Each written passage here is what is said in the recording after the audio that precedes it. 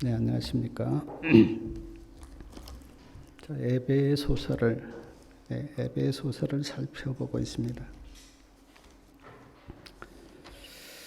지난번에 에베소서 1장을 생각해 보았고요. 오늘은 에베소서 2장 말씀을 함께 생각해 보겠습니다. 에베소서 2장에는 그때에, 전에는, 이제는, 이제부터는 이런 말이 많이 나옵니다. 예수님을 믿기 전과 예수님을 믿는 후를 가리키는 말입니다.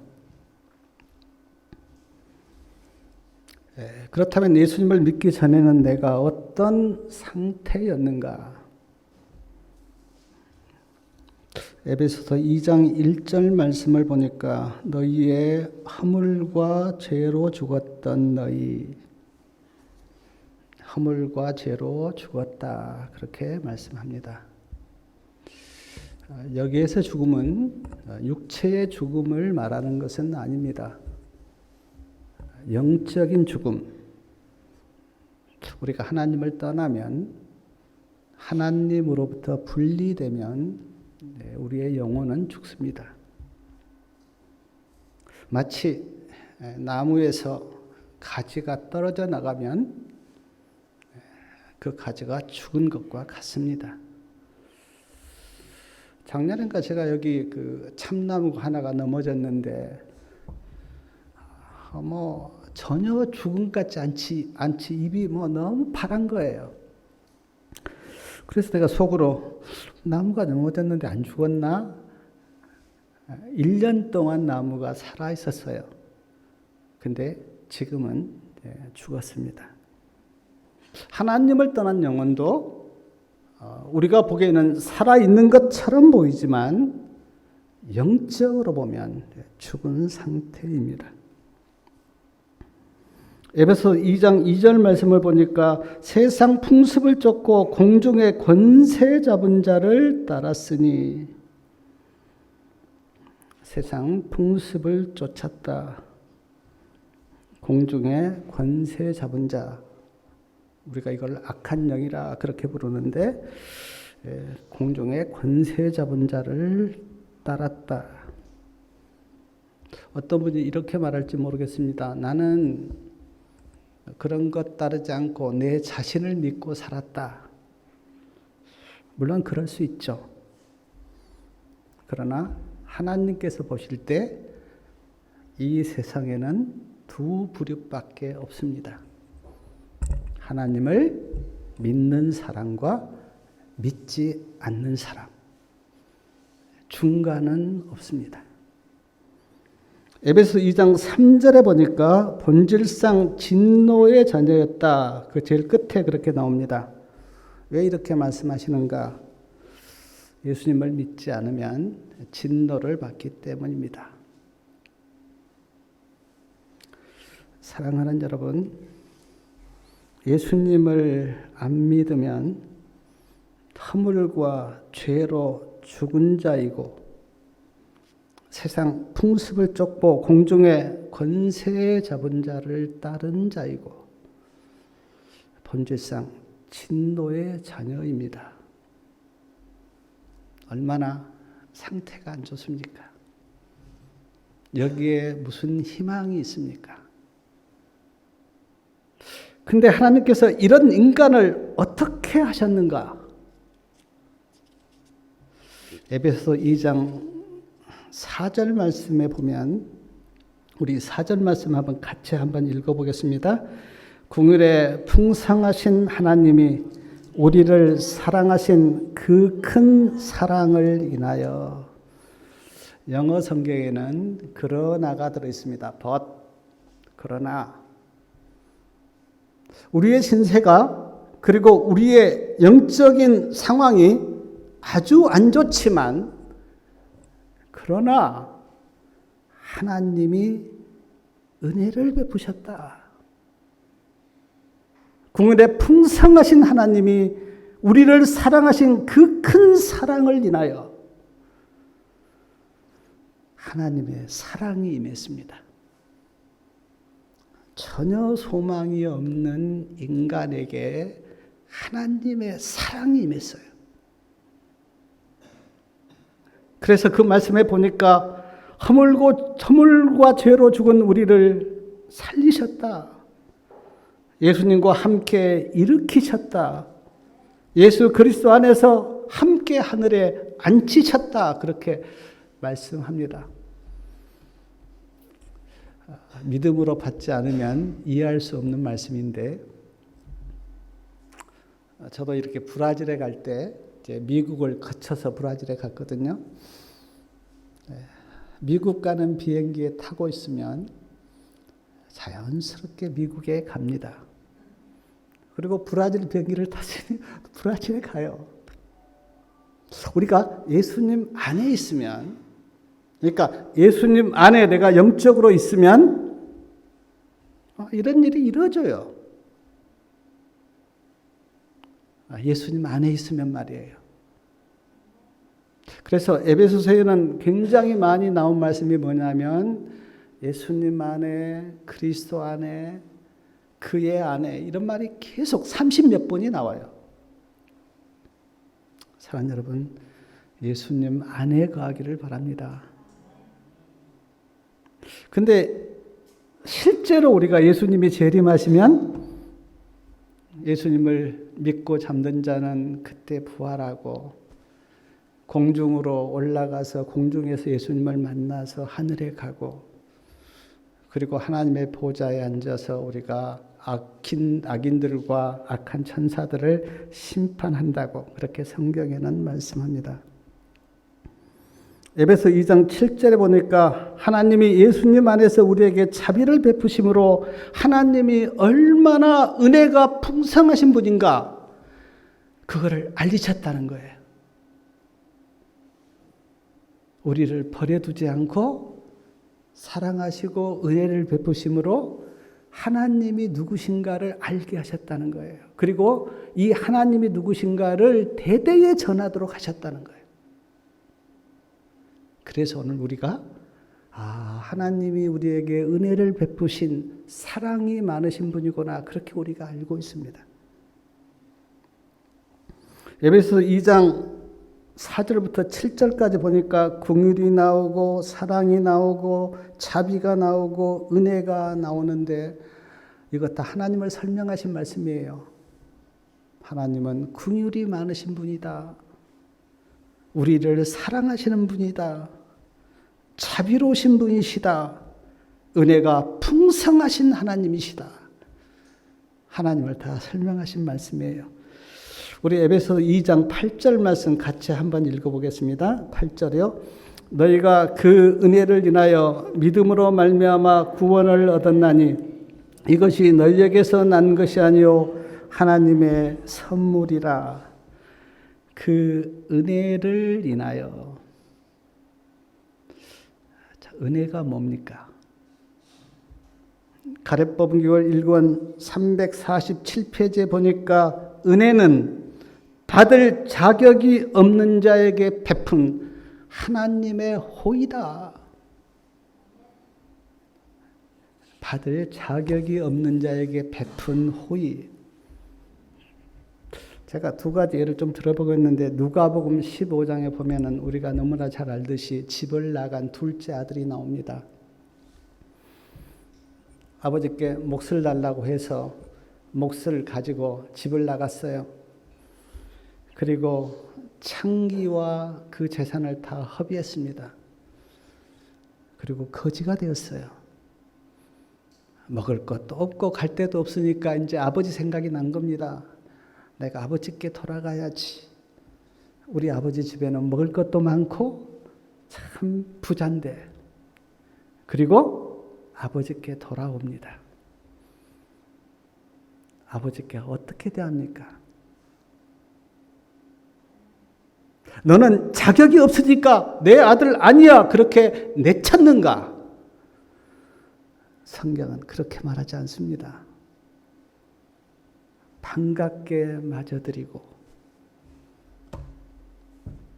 좋은 옷을 입히고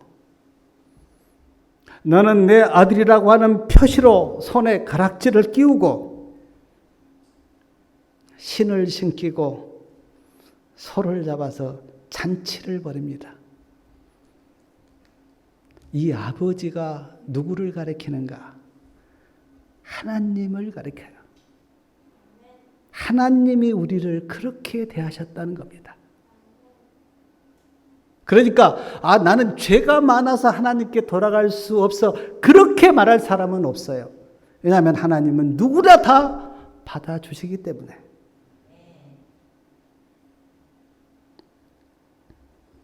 이것이 은혜고 이것이 하나님의 호의예요. 마태복음 20장 포도원 품꾼 비유에 보면 오후 5시에 장터에 있다가 오후 5시에 일하러 왔어요. 1시간밖에 일하지 않았어요.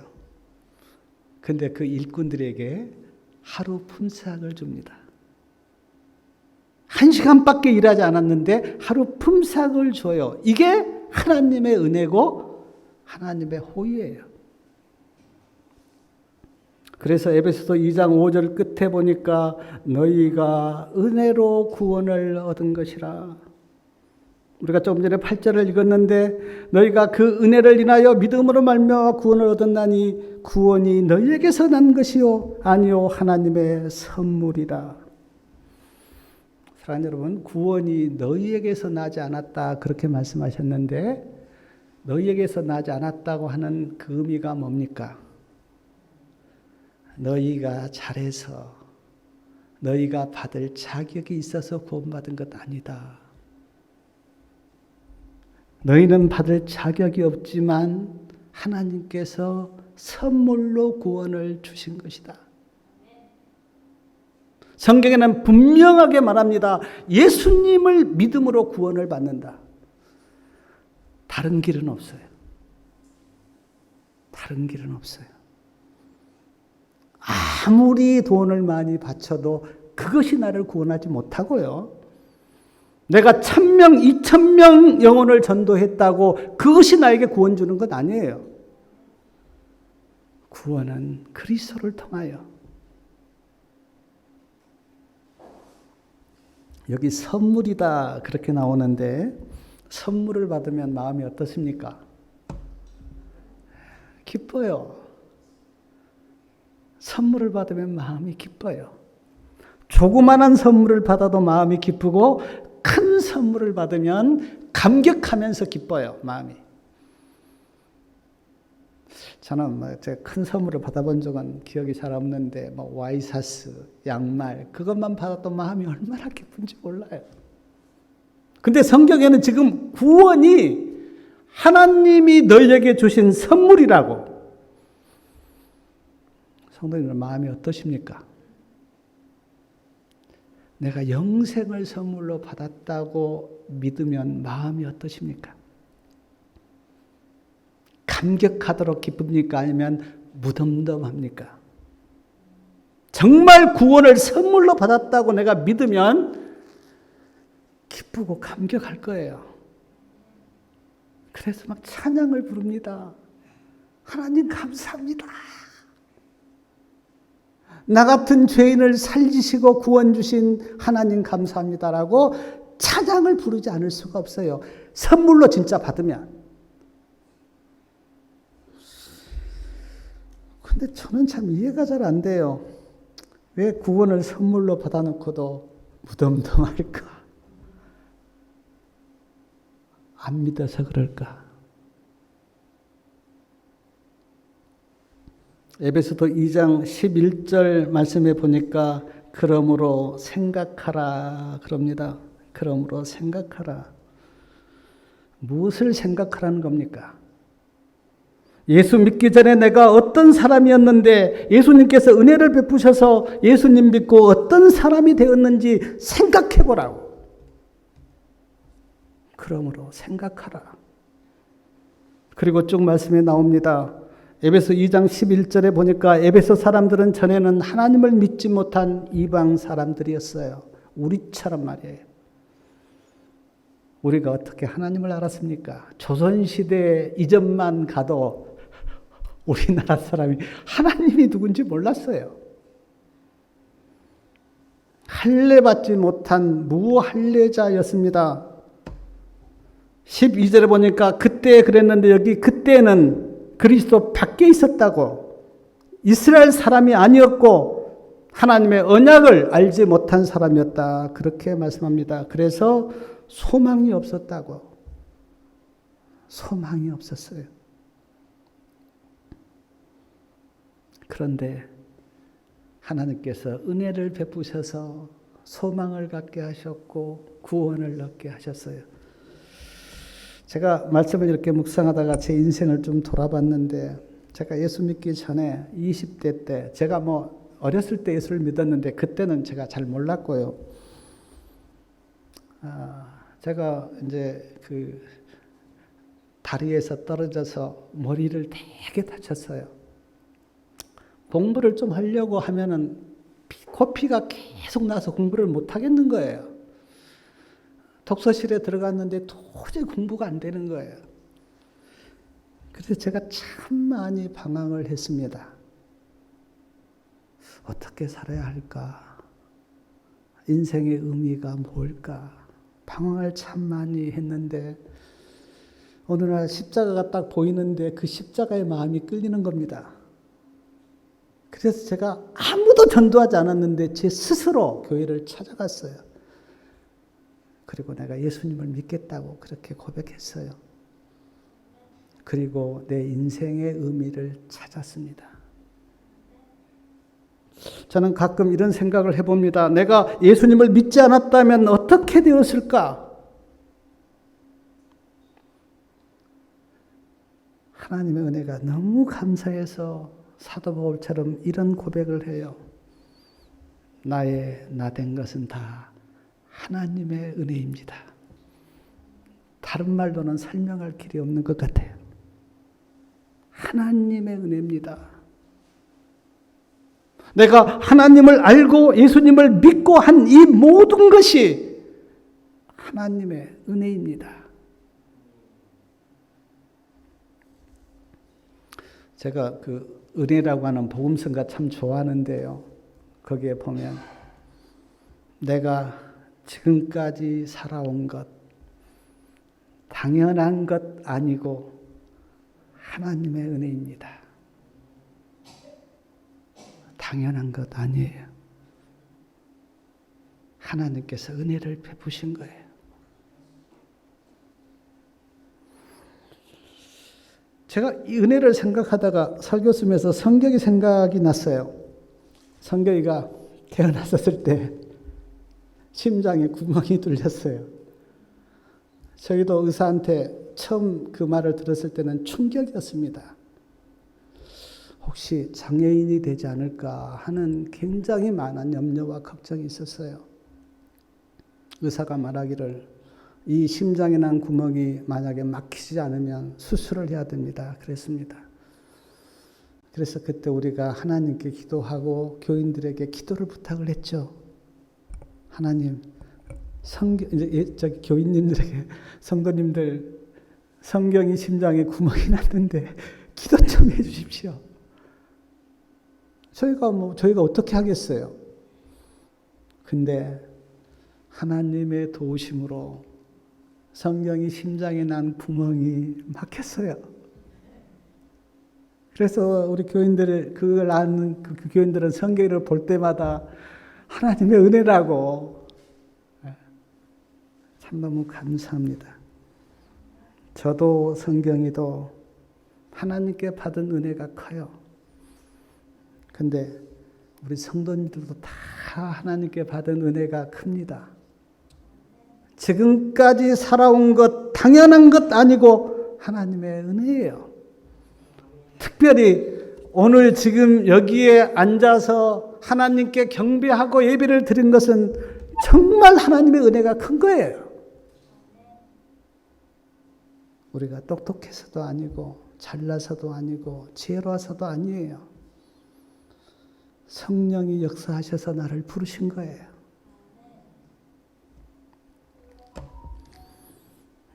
에베소서 2장 13절 말씀 우리 다 같이 한번 읽겠습니다. 13절. 이제는 전에 멀리 있던 너희가 그리스도 예수 안에서 그리스도의 피로 가까워졌느니라. 전에는 에베소 교인들과 유대인들이 아주 멀리 있었어요. 이방인과 유대인은 하나 될 수 없는 관계예요. 그런데 이제는 그리스도의 피로 가까워졌다. 이제 하늘 가족이 된 거예요.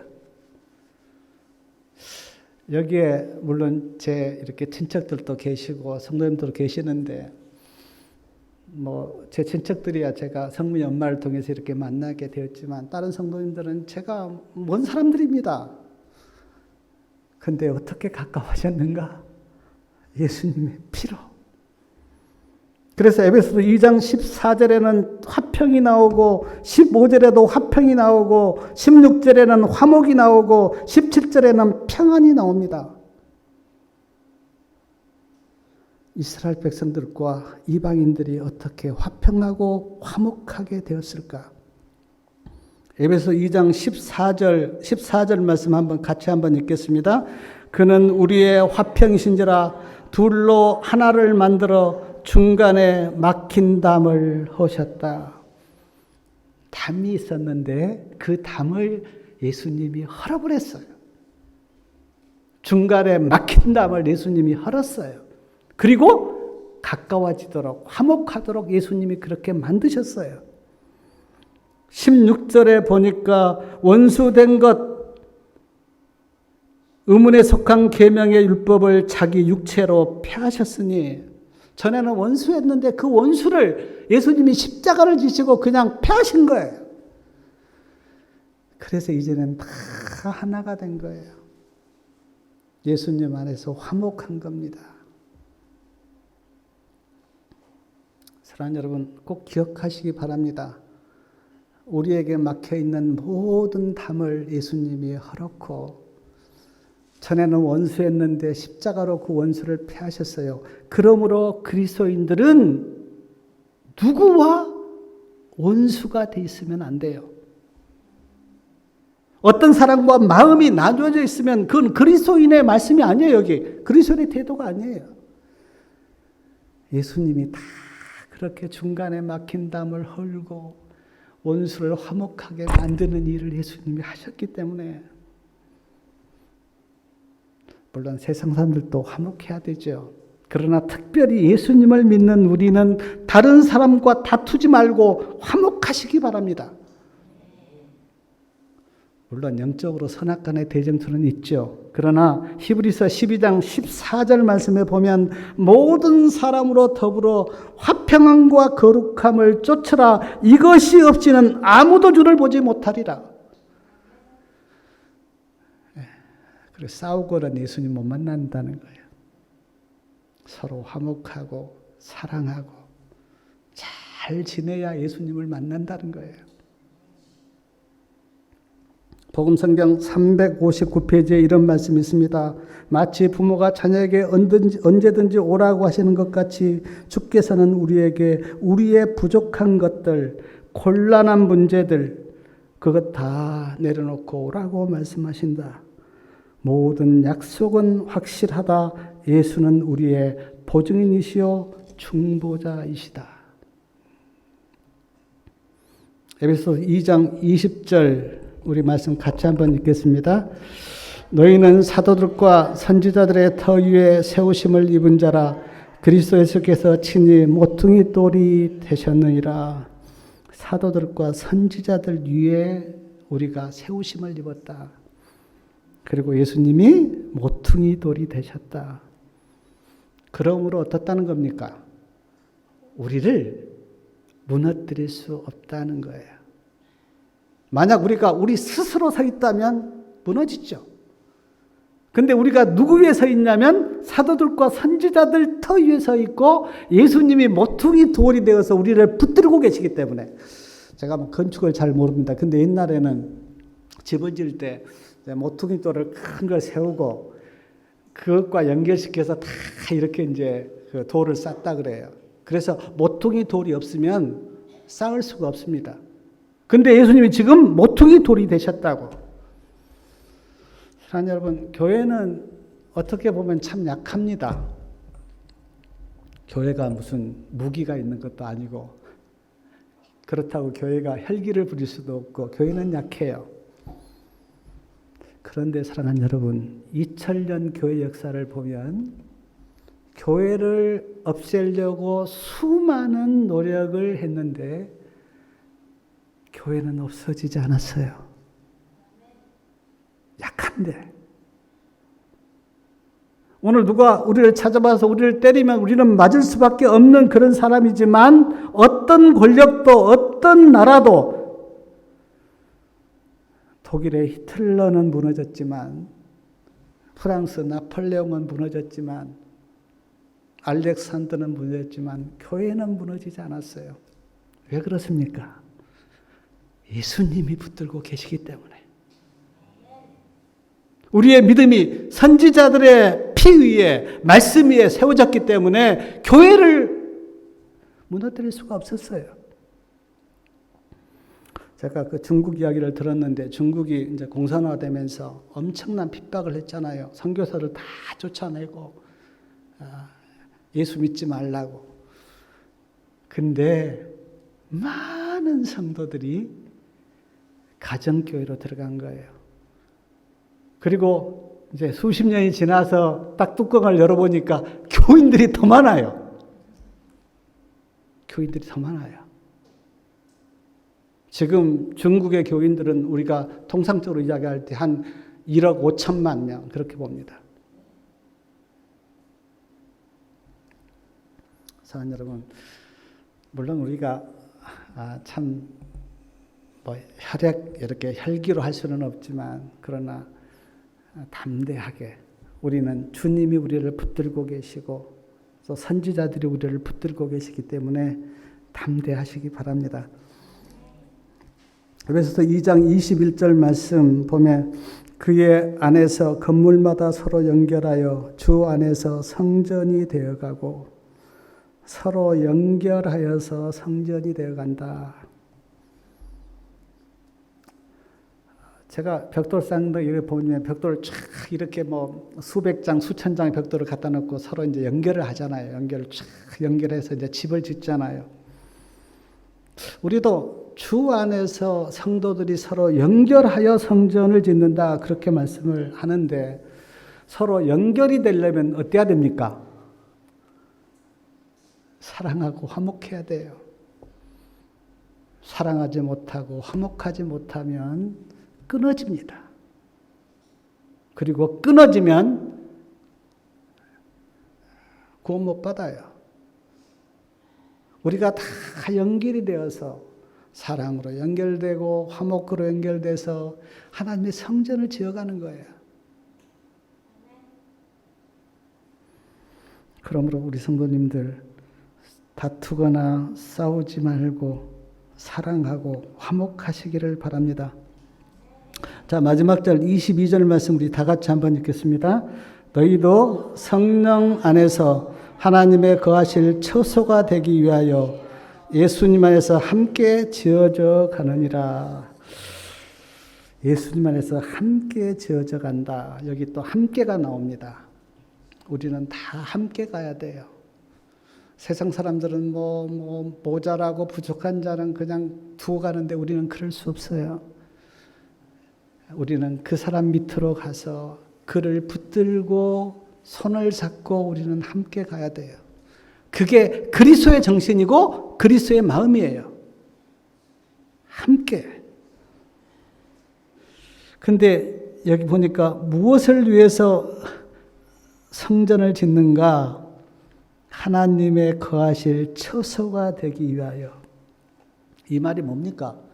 하나님의 거하실 처소가 되기 위하여. 이 말이 뭡니까? 하나님을 마음에 모시기 위하여. 그 뜻이에요. 마음을 아름답게 가꾸라는 겁니다. 하나님을 마음에 모시기 위하여. 왜냐하면 우리의 악한 마음에는 누가 계실 수가 없습니까? 하나님이 계실 수가 없기 때문에. 화를 내는 마음, 거기에 우리 예수님이 계실 수가 있습니까? 못 계셔요. 예수님이 떠나시는 것이 아니라 내가 예수님을 거부하는 거예요. 예수님, 내 마음에 들어오지 마십시오 라고 거부하는 거예요. 막 죄를 짓는 마음, 그 마음에 예수님이 거할 수가 있습니까? 예수님은 죄를 싫어하세요. 예수님은 사랑을 좋아하고 의를 좋아하고 거룩을 좋아해요. 근데 오늘 지금 말씀하시기를 하나님의 거하실 처소가 되기 위하여 지어간다는 거예요. 이 말은 너희 마음을 아름답게 가꾸라는 거예요. 왜냐하면 하나님을 모셔야 되기 때문에. 사랑하는 여러분, 우리가 신앙을 여러 각도로 설명할 수가 있습니다. 봉사도 또 헌신도 다 좋습니다. 그러나 꼭 한 가지 기억하시기 바랍니다. 하나님을 믿고 산다고 하는 가장 중요한 목적은 예수님을 마음에 모시기 위해서 마음을 아름답게 쓰는 거예요. 왜냐하면 우리의 마음이 악하면 예수님이 거하실 수가 없기 때문에. 신앙은 봉사도 좋고 헌신도 좋고 다 좋지만 신앙의 가장 중요한 것은 내 마음을 아름답게 가꾸는 거예요. 그것이 성전을 짓는 거예요. 왜냐하면 내 마음에 하나님을 모시기 위해서. 그것이 신앙의 본질이고 이것으로부터 잘못되면 신앙 헛깎는 거예요. 신앙 헛된 거예요. 그거. 그래서 신앙의 본질은 늘 내 마음을 아름답게 갖고 나가는 거예요. 왜냐하면 우리의 마음속에 예수님이 들어와 계셔야 되기 때문에. 이것이 신앙의 본질이고 이것이 신앙하는 가장 중요한 이유예요. 오늘 말씀합니다. 하나님의 거하실 처소가 되기 위하여 마음을 지어라. 그렇게 말씀합니다. 그래서 우리의 마음을 가꾸는 것, 이것이 지금 에베소서 2장에서 말씀하시는 성전을 짓는 거예요. 성전을 벽돌로 짓는 거 아닙니다. 돈으로 짓는 거 아니에요. 예수님이 내 안에 거하시도록 내 마음을 아름답게 갖고 나가는 것이 성전을 짓는 거예요. 성경에는 이 성전에 대해서 두 가지 의미로 말씀해요. 내 마음의 성전, 그리고 아까 우리 교과 시간에도 배웠는데 새 예루살렘. 그런데 이게 다 연결되어 있어요. 내 마음의 성전이 지어진 자가 새 예루살렘을 구성하기 때문에. 그러면 언제 성전일이 끝나는가? 저는 그렇게 믿습니다. 하나님을 마음에 모신 백성들의 수가 차면 성전은 완성돼요.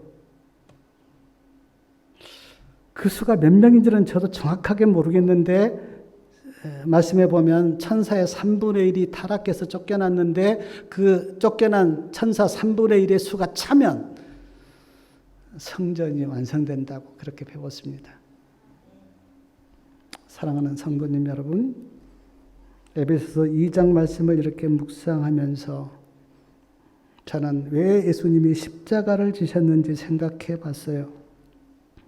첫째는 소망 없는 나를 구원하시려고 타락하고 죄와 허물로 죽은 자였고 세상 풍습을 따랐던 자였고 진노의 자녀였는데 나를 사랑하신 그 하나님의 사랑이 나를 구원하려고 십자가를 지셨어요.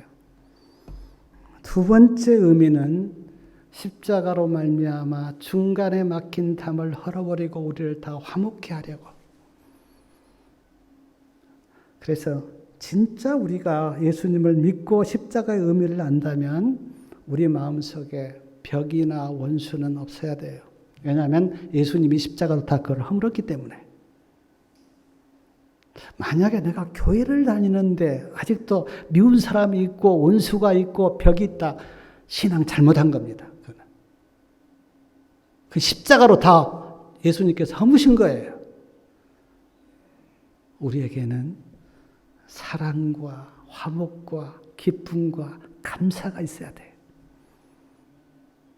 만약 예수님이 다 허물었고 우리를 구원하셨는데 우리가 늘 불평하고 원망한다면 예수님 마음이 어떻겠어요? 주님 안에서 서로 사랑하시고 화목하시고 우리의 마음에 예수님을 모시는 그런 복된 주의 백성들 다 되시기 바라면서 말씀을 마치겠습니다.